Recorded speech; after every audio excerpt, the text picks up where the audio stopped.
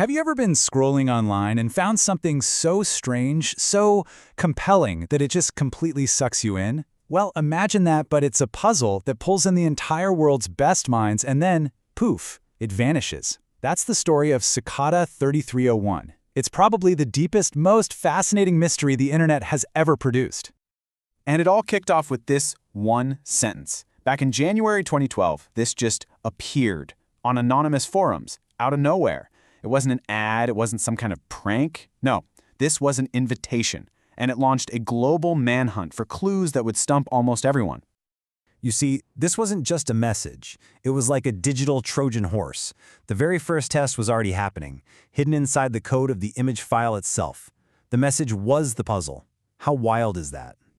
So this thing shows up in the messy, chaotic corners of the web, places like 4chan. But, amidst all the usual noise, this post just stood out. It felt deliberate. It was a serious challenge, and it was basically a call to arms for every amateur detective and professional cryptographer on the planet. And that first image? Oh, that was just the beginning. That wasn't the lock. It was just the first click of the tumbler in a huge, complicated combination. Solving it didn't give you an answer. Nope, it just dropped you deeper into this insane digital rabbit hole. Right off the bat, you had to know about steganography. Solvers had to literally rip open the image file's code and hunt for a secret message. A message that was totally invisible if you just looked at the picture. And that right there, that's the whole pattern of the hunt. Every single solution was just a key to another door. You'd crack a code in an image that leads you to a website, which gives you a cipher based on a book that points you somewhere else entirely. It just never, ever stopped. It was relentless. So once you found that hidden message, the real work began. This was basically a trial by fire in cryptography. You needed a university-level understanding of really obscure codes and encryption methods just to have a chance at getting to the next step. But here's the thing. It was so much more than just a coding challenge. To keep going, you needed this insane range of knowledge. We're talking number theory, philosophy, classic literature. You even had to know your way around the dark web. This wasn't a test for one kind of genius. They were looking for someone who could do it all. And the trail just got weirder and weirder. Some clues led to actual phone numbers in Texas that would play these bizarre recorded messages. Other clues forced you to use things like the Tor browser to find hidden websites on the dark web. Yeah, this was definitely not a game for amateurs. And then, just when everyone thought they had a handle on it, the puzzle did something nobody saw coming.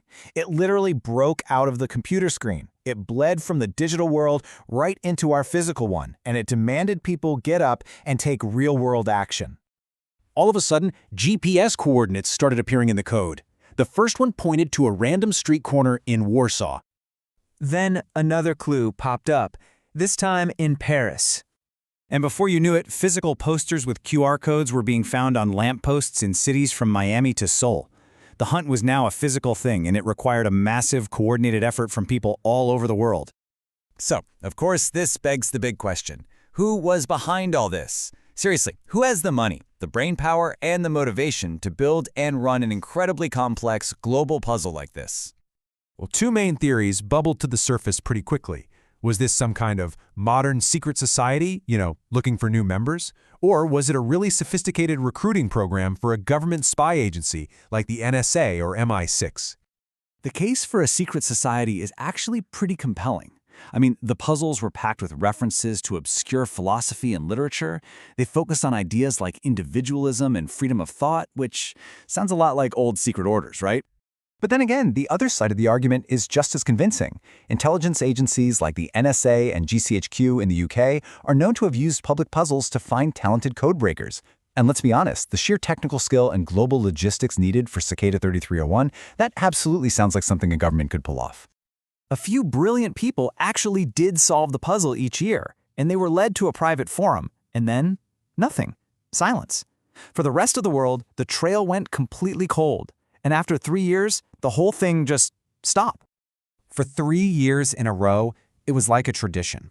January 2012, 2013, 2014, a new, impossibly hard puzzle would appear like clockwork.